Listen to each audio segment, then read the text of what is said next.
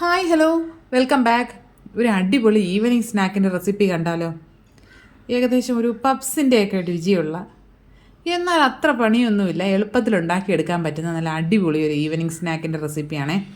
Video കണ്ടാലോ. അതിനായിട്ട് നമുക്കൊരു പാനിലേക്ക് 1 ടേബിൾ സ്പൂണോളം വെളിച്ചെണ്ണ ഒഴിച്ചു കൊടുക്കുക. അതിലേക്ക് ചെറിയ 2 സവോള ചെറുതായിട്ട് അരിഞ്ഞ് ചേർത്ത് കൊടുക്കുക. 1 പച്ചമുളക് അരിഞ്ഞ് ചേർത്ത് കൊടുക്കുക. ചെറിയൊരു കഷ്ണം ഇഞ്ചിയും 4-5 അല്ലി വെളുത്തുള്ളിയും കൂടി ചെറുതായിട്ട് അരിഞ്ഞ് ചേർത്ത് കൊടുക്കുക. 1 കറിവേപ്പില, 1 തണ്ട് കറിവേപ്പിലയും കൂടി ചേർത്ത് കുറച്ച് ഉപ്പും കൂടി ചേർത്തിട്ട് നന്നായിട്ട് വഴറ്റിയെടുക്കുക. ഒരുപാട് ബ്രൗൺ കളറൊന്നും ആകണ്ട. അത്യാവശ്യം ഈ ഉള്ളിയൊക്കെ നന്നായിട്ടൊന്ന് വാടി വരുന്ന സമയം വരെ നമുക്ക് മിക്സ് ചെയ്ത് കൊടുക്കാവുന്നതാണ്. ഉള്ളിയെല്ലാം നന്നായിട്ടൊന്ന് വഴന്ന് കഴിയുമ്പോൾ ഇതിലേക്ക് നമുക്ക് ഒരു ചെറിയ തക്കാളിയുടെ പകുതി ചേർത്ത് കൊടുക്കാം.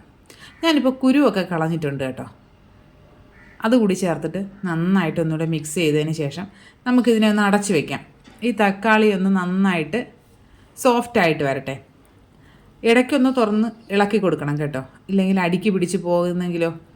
നന്നായിട്ടൊന്നുകൂടെ മിക്സ് ചെയ്ത് അടച്ച് വയ്ക്കുക. വീഡിയോസൊക്കെ കാണുന്ന കൂട്ടുകാർക്ക് ഇഷ്ടമാകുന്നുണ്ടെങ്കിൽ ചാനലൊന്ന് സബ്സ്ക്രൈബ് ചെയ്ത് സപ്പോർട്ട് ചെയ്യണം കേട്ടോ. വീഡിയോസ് ലൈക്ക് ചെയ്യുക, കമൻറ്റ് ചെയ്യുക, ഷെയർ ചെയ്യുക. ഇനി നമുക്ക് വീണ്ടും വീഡിയോയിലേക്ക് വന്നാലോ. സവാളയും തക്കാളിയും ഒക്കെ നന്നായിട്ട് വാടിക്കഴിഞ്ഞു. ഇനി നമുക്കിതിലേക്ക് ഒരു 1/4 ടീസ്പൂൺ മഞ്ഞൾപ്പൊടി, 1 teaspoon Kashmiri chilli powder, 1/2 teaspoon garam masala, meat masala ഉണ്ടെങ്കിൽ അതും കൂടി ചേർത്ത് കൊടുക്കാം കേട്ടോ. ഇതെല്ലാം കൂടി ചേർത്ത് നന്നായിട്ടൊന്ന് പച്ചമണം മാറി വരുമ്പോൾ അതിലേക്കൊരു 1/4 കപ്പ് നല്ല ചൂടുള്ള വെള്ളം ഒഴിച്ചു കൊടുക്കുക. ഇതും കൂടി ഒഴിച്ച് നന്നായിട്ട് മിക്സ് ചെയ്ത് ആ വെള്ളം ഒന്ന് വറ്റി വരുമ്പോൾ ഇതിലേക്ക് നമുക്ക് കുറച്ച് കുരുമുളക് പൊടി ഒന്ന് ചേർത്ത് കൊടുക്കുക. മല്ലിയില ഉണ്ടെങ്കിൽ ഈ സമയത്ത് അതും കൂടി ചേർത്ത് കൊടുക്കാവുന്നതാണ്. ഇതെല്ലാം കൂടി ചേർത്ത് മിക്സ് ചെയ്തതിന് ശേഷം ഫ്ലെയിം ഓഫ് ചെയ്യുക. പിന്നെ നമുക്കിതിനെ ഈ മസാല ഒരു പാത്രത്തിലേക്ക് കോരി മാറ്റാം കേട്ടോ. ഈ പാത്രത്തിൻ്റെ ചൂടിലിരുന്ന് അത് കുറച്ച് ഡ്രൈ ആയിപ്പോയാലോ. ഇനി നമുക്ക് ഒരു ബാറ്റർ തയ്യാറാക്കിയെടുക്കാം. ഒരു 1/4 കപ്പ് മൈദ ഒരു മിക്സിയിലെ ജാറിലേക്ക് ചേർത്ത് കൊടുക്കുക. 1 മുട്ട ചേർത്ത് കൊടുക്കുക. 1/4 ടീസ്പൂൺ ഉപ്പ് ചേർത്ത് കൊടുക്കുക. 1/2 കപ്പ് പാല് ചേർത്ത് കൊടുക്കുക. ഞാനിപ്പോൾ തിളപ്പിക്കാത്ത പാലാണ് കേട്ടോ ചേർക്കുന്നത്. അതുകൂടി ചേർത്തിട്ട് നന്നായിട്ടൊന്ന് അടിച്ചെടുക്കുക. ഹൈ സ്പീഡിലൊന്നും ഇട്ട് അടിക്കരുത്. പൾസ് ബട്ടൺ വെച്ചൊന്ന് 4-5 തവണ ഒന്ന് മിക്സ് ചെയ്തെടുക്കാനേ പാടുള്ളൂ കേട്ടോ.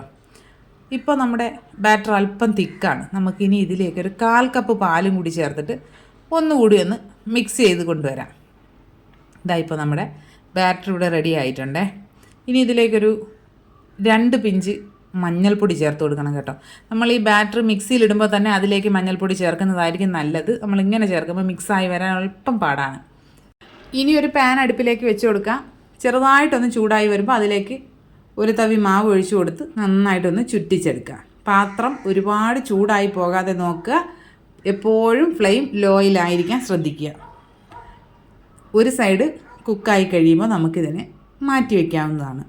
ബാക്കിയെല്ലാം നമുക്ക് അതുപോലെ ചുട്ടെടുക്കാം. എനിക്കിപ്പോൾ ഒരു 6 എണ്ണമാണ് കിട്ടിയിട്ടുള്ളത്.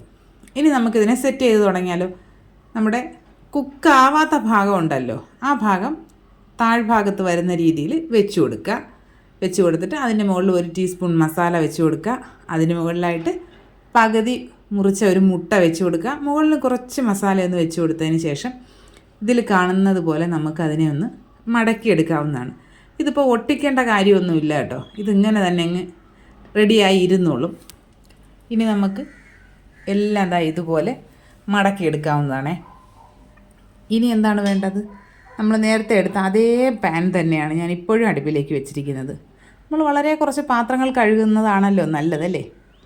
ഇനി അതിലേക്ക് ഒരു 1-2 ടേബിൾ സ്പൂൺ എണ്ണ ഒഴിച്ചു കൊടുക്കുക. ഇത് ഓരോന്നായിട്ട് അതിലേക്ക് വെച്ച് കൊടുത്ത് തിരിച്ചും മറിച്ചുമൊക്കെ ഇട്ട് ഫ്രൈ ചെയ്തെടുക്കാവുന്നതാണ്. എയർ ഫ്രയർ ഉണ്ടെങ്കിൽ അതിലൊരു 10-15 മിനിറ്റ് വെച്ചാൽ നല്ലതാണ് കേട്ടോ. ഇതിപ്പോൾ നമുക്ക് മുക്കിപ്പൊരിക്കേണ്ട ആവശ്യമൊന്നുമില്ല. കുറച്ച് ഓയിലൊന്ന് നന്നായിട്ട് തിരിച്ചും മറിച്ചും ഒന്ന് ചരിച്ചൊക്കെ നിർത്തി ഫ്രൈ ചെയ്തെടുക്കാവുന്നതാണ്. നല്ല ടേസ്റ്റാണ് കേട്ടോ. ഒരു കട്ടൻ ചായയുടെയൊക്കെ കൂടെ നല്ല സൂപ്പർ സാധനമാണ്. എല്ലാ കൂട്ടുകാരും ട്രൈ ചെയ്ത് നോക്കുക. ട്രൈ ചെയ്തതിന് ശേഷം ഫീഡ്ബാക്ക്സ് കമൻറ്റ് ബോക്സിൽ അറിയിക്കുക. ഇനി നമുക്ക് മറ്റൊരു വീഡിയോ ആയിട്ട് ഉടനെ കാണാം. ബൈ.